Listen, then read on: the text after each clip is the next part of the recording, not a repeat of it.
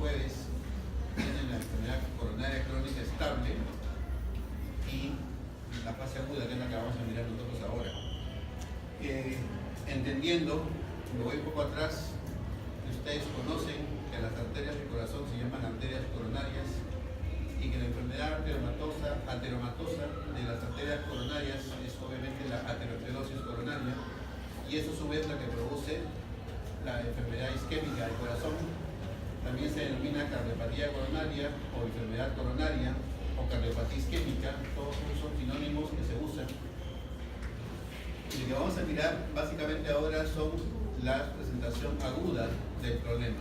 Cómo es que el paciente llega con un cuadro como cualquiera de los que ustedes ven ahí, que tiene inestable, infarto con onda Q o sin onda Q, o incluso llega a la emergencia con la historia de la familia diciendo: señorita, súbitamente perdió el conocimiento, o doctor, súbitamente perdió el conocimiento, y el paciente llega sin signos vitales, ¿no? Llega en muerte súbita.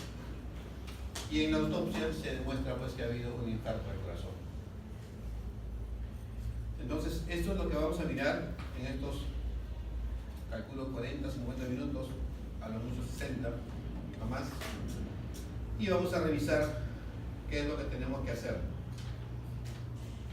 Arriba en la gráfica, una arteria normal que muestra el pasaje de sangre en la flecha, también normal, sin ninguna obstrucción, sin ninguna alteración. Es como un tubo.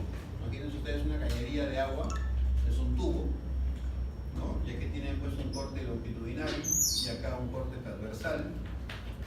¿De acuerdo? Que en el tiempo, como yo le digo a los pacientes, esta cañería de agua se va llenando de sarro, que es el colesterol, que va haciendo la placa de ateroma, que no solamente es colesterol, sino que es glóbulos blancos, glóbulos rojos, fibrina, plaquetas, en fin, una serie de estructuras que van formando todo el complejo ateromatoso, pero que al final van terminando en esto, en formar lo que se llama placa ateromatosa, y que va haciendo que se obstruya la luz de la arteria, ¿no? Aquí un corte longitudinal otra vez, y aquí en un corte transversal, donde ustedes pueden mirar claramente cómo se va reduciendo, obstruyendo la luz de la arteria. Es un poco de palabrería en realidad, pero lo que nosotros tenemos que mirar aquí es que esta placa que ustedes vieron antes, para que tape agudamente la arteria, tiene que romperse. Y al romperse es como cuando ustedes tienen una herida en la mano, esa herida sangra, pero estamos hablando de una herida en la placa de colesterol que está dentro de la arteria, y ustedes claramente entienden que dentro de la arteria hay sangre, y eso genera sangrado en la sangre.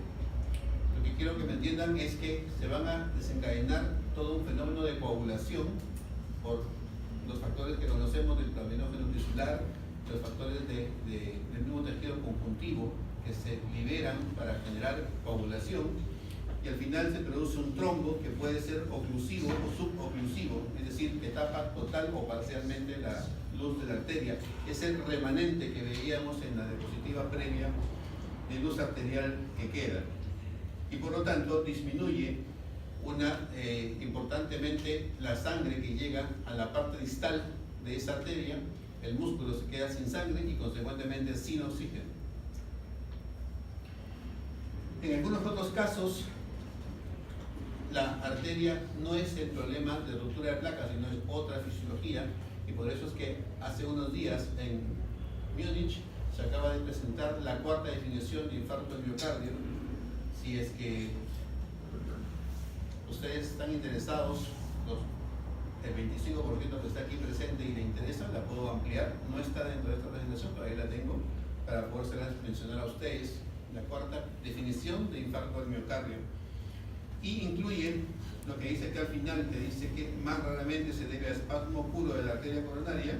Antiguamente se llamaba angina vasospástica o angina variante o angina de Prince-Metal, ¿no? Y sobre una placa que no se ha complicado, la placa sigue siendo indemne, no ha habido ruptura en este caso, pero la arteria se estrecha, se contrae, hace espasmo, de tal manera que igualmente disminuye el flujo coronario y consecuentemente la oxigenación.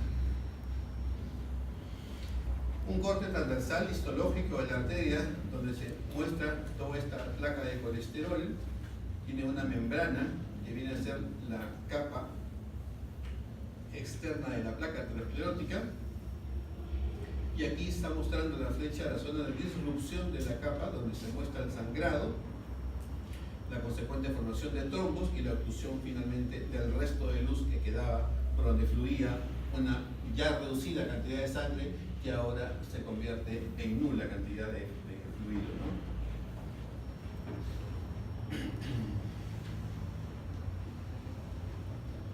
Es así que esta lesión de placa, que es la que se conoce con la nueva definición como infarto de tipo 1, ruptura de placa, enfermedad aterosclerótica, ruptura de placa y formación de trombo, va a llevarnos a varios cuadros clínicos que antiguamente pues nosotros conocíamos como angina inestable, como infarto no Q o infarto Q, y que después se han llamado, y hasta ahora seguimos usando esta terminología, como síndrome coronario agudo sin elevación del segmento ST y síndrome coronario agudo con elevación del segmento ST, ¿no? Y ahí tenemos los dos grandes grupos de síndromes coronarios agudos, fundamentalmente. La angina inestable generará cambios en el electro, dolor de pecho, pero no elevará enzimas porque no hay lesión miocárdica. Y el infarto no Q, como su nombre lo dice, hay infarto, por lo tanto hay daño tisular, hay lesión celular, hay liberación de enzimas y vamos a tener justamente los biomarcadores positivos. Lo mismo que en el infarto con elevación del segmento ST, que denota pues presencia, como ustedes ven en la gráfica, de un trombo mayor, un trombo más grande, de un trombo oclusivo, y que obviamente va a destruir, porque realmente eso es lo que pasa, más cantidad de masa muscular cardíaca, más cardiomiocitos, a diferencia del infarto no Q, donde se fluye parcialmente, en algunos casos totalmente, o incluso el trombo puede generar mecanismos de válvula, tener isquemia, resuelve, y finalmente produce necrosis tisular. Cuando uno llega a la emergencia, a la guardia, y le presentan a un paciente, o un paciente llega a buscar nuestra ayuda por dolor de pecho, el paciente puede llegar diciendo varias cosas. Por ejemplo, me duele el pecho, estoy cansado súbitamente, no tengo la explicación de por qué yo estoy cansado, o sencillamente tengo desasosiego, me siento mal, y si es viejito, de repente está un día X bien y al día siguiente amanece pues totalmente confundido, no despierta, la familia lo quiere llamar, no sabe por qué, y entonces uno lo lleva a la emergencia para evaluar. Habitualmente el cuadro de angina de pecho, más o menos es un cuadro clínico que debe durar mínimo 5 minutos, idealmente 10 minutos, para poder catalogarlo como tal, y debe cumplir algunas características que vamos a mencionar más adelante. Y para una angina inestable, el criterio va de 10 a 20 minutos. El dolor es intenso, opresivo, y dura entre 10 y 20 minutos. Le tomamos un electrocardiograma al paciente, y si ese electrocardiograma muestra cambios de el segmento ST y la onda T, que nosotros en cardiología llamamos cambios dinámicos del segmento ST y onda T, más rápidamente decimos cambios ST-T, para no estar palabreando tanto, entonces ese paciente tendrá diagnóstico de un síndrome coronario agudo ST no elevado. Hacemos enzimas, si las enzimas no se elevan, estaremos en la definición antigua de angina inestable. Si las enzimas salen positivas, estaremos frente al cuadro clínico de infarto no Q. Para que se produzca un infarto no Q, en cuestión de tiempos, tenemos que pasar por lo menos los 30 minutos.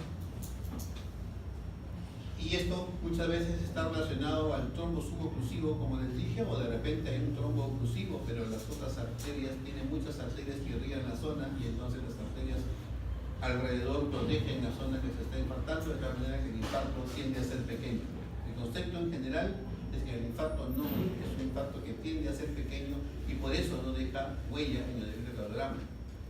Ustedes miran un electro de un paciente de doctor, he tenido 3 infartos, ustedes miran el electro y el electro es normal, es porque probablemente hayan sido infartos no Q. O muchas veces son otro cuadro clínico. El paciente va, por ejemplo, por un desmayo, y el médico le explica que ha sido un desmayo, un síncope, y por ahí hace una pregunta, doctor, ¿pero ha sido un infarto? No ha sido un infarto, pero pudo darle, y ya el paciente se queda con la idea de que sí ha sido un infarto, y te dice en la historia clínica que ha sido un infarto, cuando no ha sido. En fin, N variantes que puede el paciente comentar en relación a ello. Y el infarto Q igualmente pasa a los 30 minutos, pero obviamente es una arteria quizás mucho más grande, o es una arteria que tiene una zona donde no hay muchas colaterales y por lo tanto el infarto se hace intenso, hay elevación del segmento ST y luego progresa a formación de onda Q. Habitualmente la lesión va de endocardio a epicardio y por eso es que antes usaba el término de lesión transmural, como ustedes ven aquí abajo. Bien, si nosotros nos seguimos a la nueva terminología, entonces vamos a hablar en adelante de dos grandes grupos: el síndrome coronario agudo sin elevación del segmento ST y el síndrome coronario agudo con elevación del segmento ST. Ya dijimos, infarto agudo ST elevado, el dolor es característico, opresivo, muchas veces como un ardor retroesternal, a veces irradiado a la cara anterior del cuello o a la boca del estómago, pero también hay la historia clásica de aquel paciente comeloncito que va un sábado al mediodía después de su fútbol a comerse un ceviche, se come su ceviche, se come un espesado, se come un arroz con pato, le pone su cerveza y llega a la emergencia típicamente diciendo que está indigestado por todo lo que ha comido.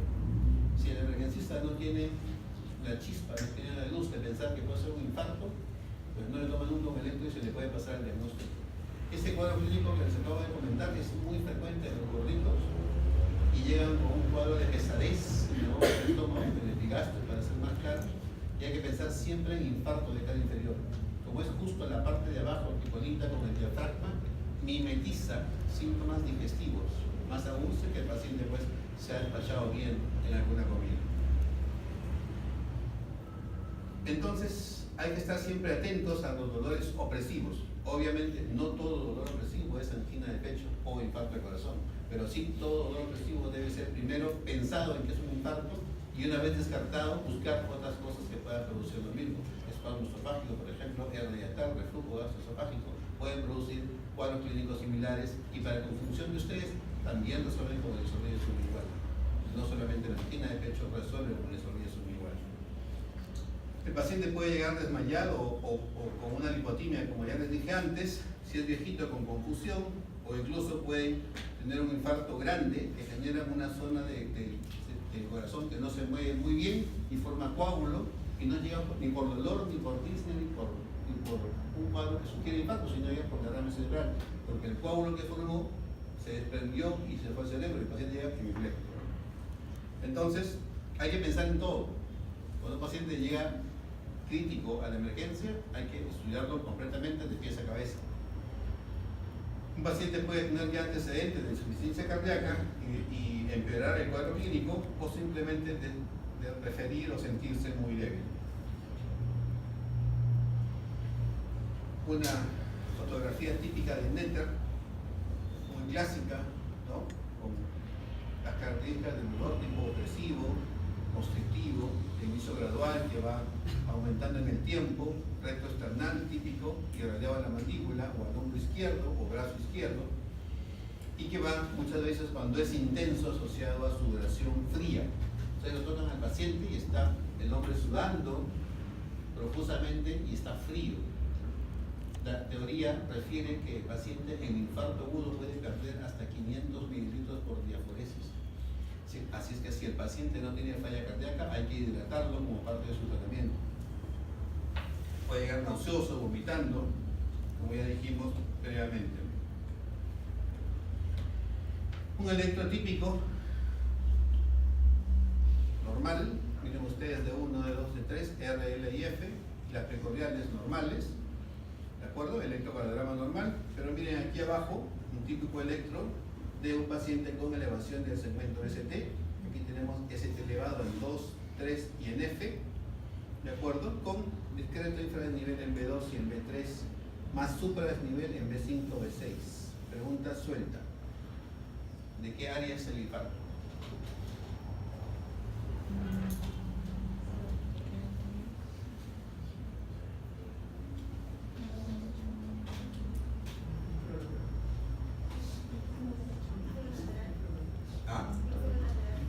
Infralateral, correcto, pero ¿qué más? Infralateral es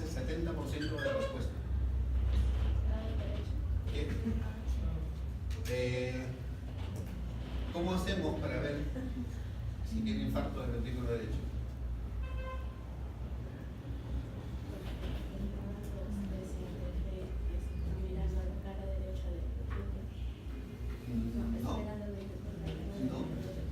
No, pero está cerca.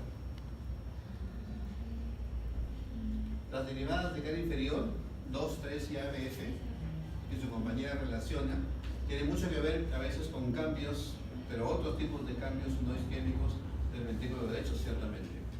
Pero si hablamos de infarto y tenemos que descartar infarto del ventrículo derecho, tenemos que mirar cierto grupo de derivadas. Pues ahí la pregunta es ¿cuáles son?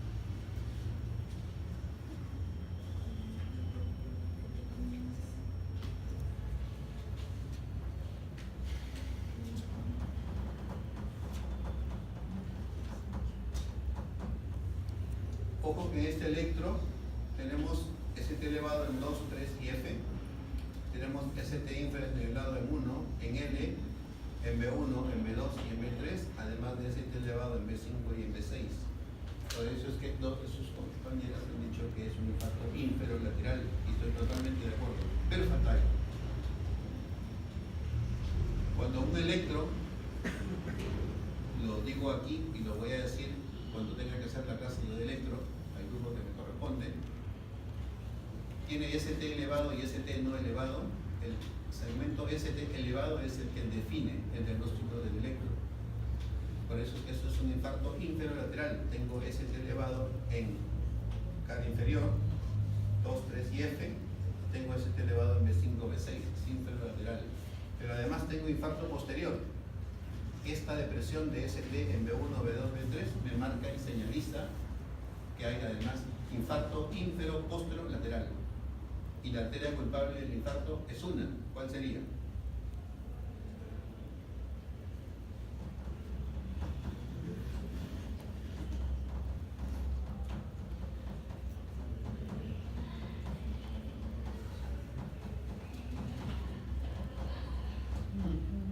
Hay que revisar eso.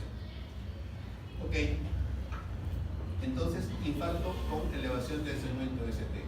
Y en esta otra gráfica vemos justamente que solamente hay infranivel de ST en B1, B2, B3 hasta B4, lo cual habla de injuria subendocárdica de cara anterior. Probablemente sea una descendente anterior parcialmente ocluida que está generando un infarto agudo o angina inestable. No sabe esa novela sensible. ¿De acuerdo? Claramente, dos electrocardiogramas clínicos de problemas serios y arriba el electrocardiograma normal. El paciente con elevación del segmento ST, como ya dijimos, llega ansioso, con sensación de muerte, cansado si es que tiene además falla cardíaca, nauseoso, pálido, inquieto, sudoroso, ¿de acuerdo? Si es que el infarto es grande, va a llegar además con signos de falla cardíaca. El primer signo que uno encuentra de falla cardíaca en un paciente con infarto es justamente taquicardia. El paciente empieza a estar adrenérgico, mucha descarga de adrenalina que taquicardiza al paciente en la idea de compensar la falta de contracción miocárdica de las zonas infartadas o infartándose. Si es que hay predominio de actividad parasimpática, el paciente puede llegar radicárdico. Si es que el compromiso es serio o está deshidratado, el paciente puede llegar hipotenso, por eso hay que estar atento, o puede llegar también hipertenso, lo cual es mucho mejor que llegue hipertenso porque me da chance a manejar medicamentos. La mayoría de medicamentos que usamos para tratar a esos pacientes son hipotensores. Si el paciente me llega hipertenso, mejor. Si el paciente me llega hipotenso, estoy frito porque no puedo usar muchas cosas y estoy limitado en mi tratamiento. Y a la auscultación podemos auscultar tercero o cuarto ruido. Eso nos va a notar presencia de falla cardíaca, sobre todo ventrículo izquierdo en falla. Podemos encontrar soplos y preguntar a la familia o al mismo paciente si está en condiciones de responder si había soplo o no había soplo, porque si no había soplo y apareció un soplo, significa que algo pasa en el miocardio, y en presencia de un infarto agudo, el miocardio se rompe y entonces empieza a pasar sangre por ese hueco que genera un soplo.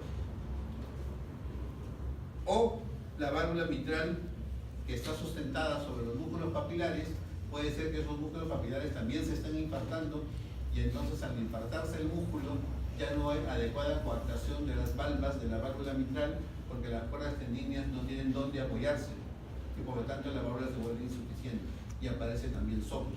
Entonces hay muchas circunstancias que nosotros tenemos que mirar en el infarto agudo y escultar los pulmones para ver si es que hay germinantes.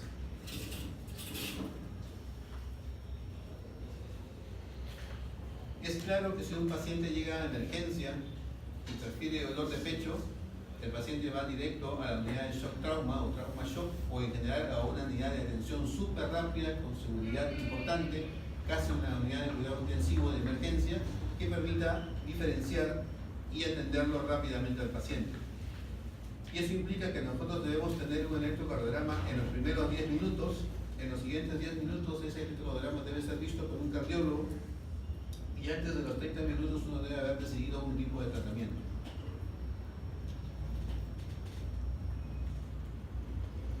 Al mismo tiempo, pedir laboratorio para ver troponina fundamentalmente. Ya dije en algún momento de la mañana de hoy o ayer que es la única que se usa realmente.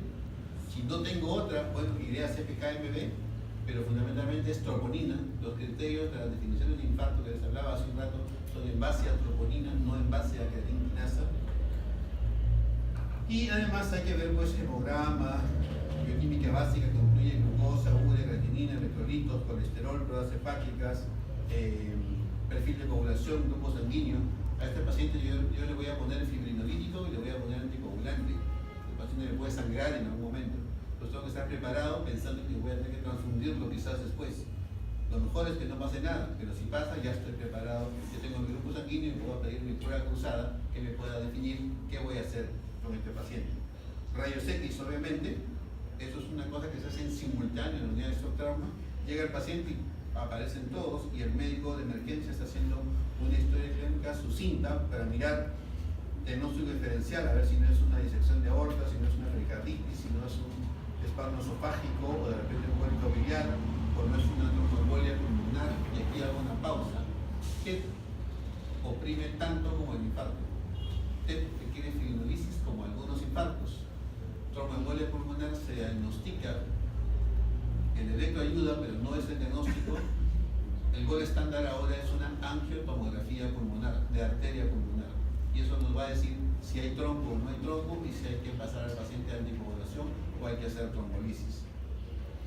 Nos descartan neumotórax, la placa de tórax y en la auscultación, dolor muscular. Si yo comprimo al paciente y de repente le pongo el dedito ahí nomás y salta hasta el techo del paciente, entonces es una condritis, o es un dolor muchas veces neuropático tipo herpes, o pacientes ansiosos pues, que llegan siempre con alguna circunstancia X, se peleó con el enamorado, la amiga, el esposo, el vecino, el trabajo, con su jefe o jefa, en fin, y llegan pues con una crisis de ansiedad o crisis de pánico que les generan molestias cardíacas y que en lugar de llamar al psiquiatra llaman al cardiólogo como si fuéramos a resolver su problema mental. Pero ahí tenemos que ir nosotros para bajarle, entre comillas, los nervios.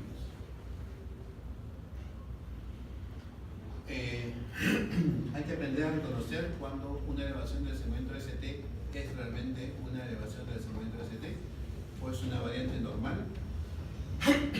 Es muy común que si ustedes se toman un electrocardiograma van a tener ST elevado y eso es lo normal para gente joven. Entonces tienen que aprender a reconocerse ustedes cuál es su forma normal de segmento ST. Tienen que ver cómo es su repolarización de cada uno. Tienen que chequear que no sea pericarditis, hipertrofia del ventrículo izquierdo, bloqueo de rama, en fin, cada una de las otras alteraciones que están enumeradas acá y que pueden generarnos pues alguna alteración eléctrica y variante electrocardiográfica que nos haga pensar en cosas que no son.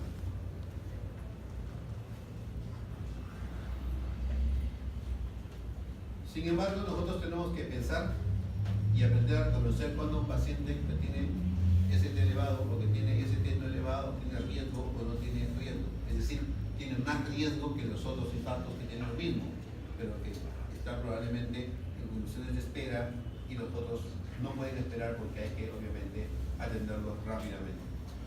Aquellos pacientes que llegan, por ejemplo, con shock o con hipotensión o con edema agudo pulmonar, obviamente están críticamente enfermos y hay que tratarlos rápidamente. La mortalidad pasa del 50% en esos casos y sobre todo aumenta o se mantiene si es que no responde al tratamiento inicial. El paciente, a pesar de la medicación para el infarto, sigue con angina, ¿no? O incluso está en la cama aparentemente bien, pero se mueve un poquito en la cama y hace dolor de pecho.